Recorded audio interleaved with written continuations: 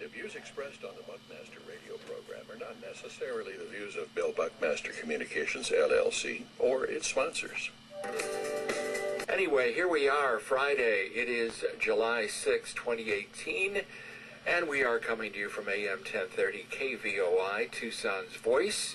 TucsonSentinel.com, the editor and publisher of that online service, is with me in studio, seated to my right, Dylan Smith. Hey, Dylan. Hey there.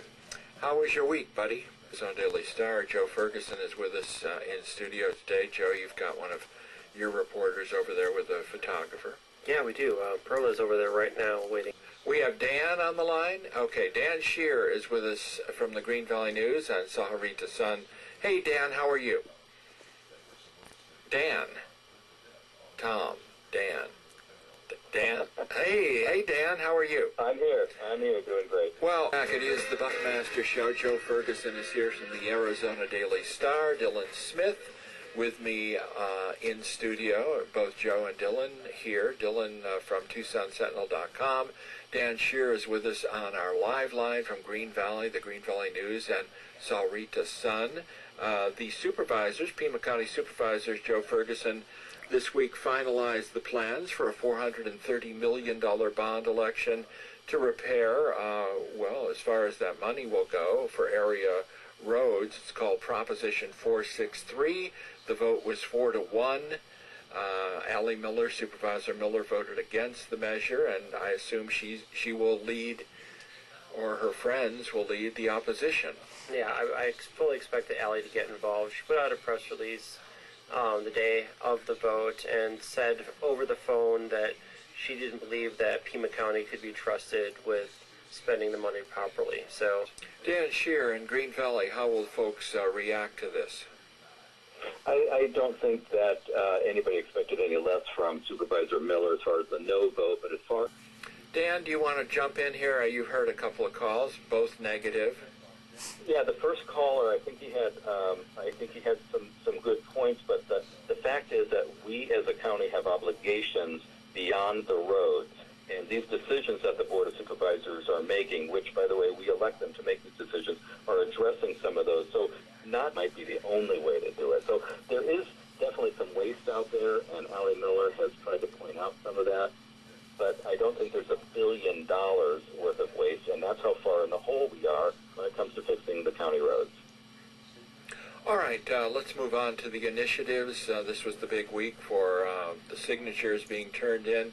Dylan, what's the marquee? There are a couple of marquee issues, right? Marijuana is one of them, right? That effort did not get handed in. They didn't do their homework, and it's a lot for people to have to think about, and will they even get that far down the ballot? One of our Facebook friends wants me to ask you, Dylan, what do you think of Allie Miller's new staff member? Dan or Joe Ferguson want to jump in here? It's a question for Dylan. I guess it was directed at me. Allie Miller has hired another staffer for her supervisor's office. It's Lori Honeycutt, who has been running the Arizona Daily Independent blog for a number of years. Her husband recently died last month, I believe, and I guess she was looking for a new gig, and she and Allie have been very close for a number of years. I think that's fair to say. There's plenty of evidence out there that Supervisor Allie Miller and the folks behind the Arizona Daily Independent, which is referred to in other supervisors' offices as the Allie Defense Initiative, were very carefully coordinating what some people think of as news stories and other people think of as propaganda. Dan, what do you think? I think it's garbage. The Arizona Daily Independent is garbage, and I think this is Allie Miller's way of saying, I don't care about Pima County, I just like to fight, because that is what Lori is going to bring to that role. Everything is going to be 4-1 from here on out, not that we didn't already expect it, but what a joke. What a shame. It makes me almost want to move back to Maricopa County. Almost. Anyway, as a private citizen, she could continue on with the Arizona Daily Independent, right? I don't see, anything in the law or policies that would bar it. Certainly there are ethical questions, but there have been ethical questions about what's been going on there for quite some time. We saw one, the question about the Arizona Daily Independent is whether that word independent has any meaning at all. Dylan really hits the nail on the head that there is so much on there that at some point people just start checking out.